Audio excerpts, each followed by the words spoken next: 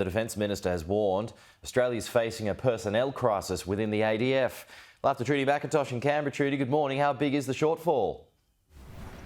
Pete, Richard Marles says that the Australian Defence Force is around 4,000 people short of where it needs to be. 3,000 of those are troops within the ADF, but the additional 1,000 public servants within the Department of Defence. Richard Marles has pointed to two factors that are driving this staffing shortage. One, the fact that we have a low unemployment rate right across the country. It's certainly not just defence's facing these sort of labour problems. But he also pointed to the unique issues within Defence itself. They need to be better at trying to recruit more people to join Defence, but also retain those who are actually there. We know that over the COVID pandemic, Defence was called on to do a lot of things outside of its usual remit, including working in aged care and manning state border controls. The Defence Minister last night delivering this speech at the Sydney Institute saying the government needs to do more to try and improve these shortages.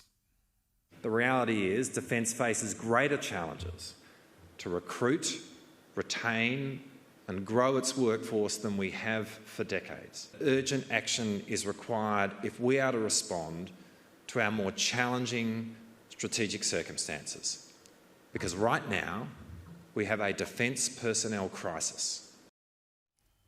This is the first of three major speeches by the Defence Minister ahead of the strategic review, which is due early next year. He's already had an update, though, from Angus Houston and Stephen Smith, the two men who are tasked with putting this report together.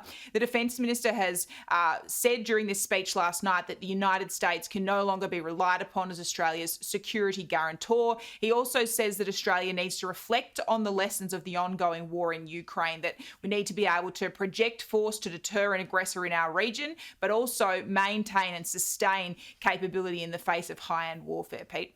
Trudy McIntosh, thank you.